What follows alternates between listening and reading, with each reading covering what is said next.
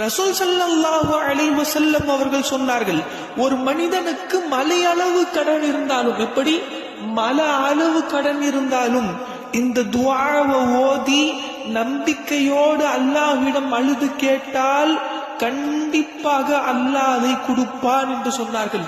என்ன அந்த துஆ? என்னோடு சேர்ந்து சொல்லுங்கள். அல்லாஹும்ம மக்ஃபினி بحلالك عن حرامك وأغنني بفضلك عمن سواك.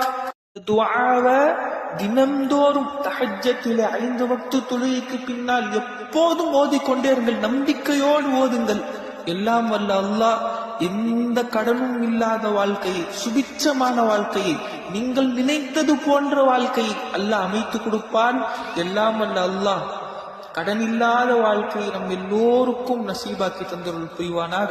அஸ்ஸலாமு அலைக்கும் வரஹ்மத்துல்லாஹி வபரகாத்துஹு.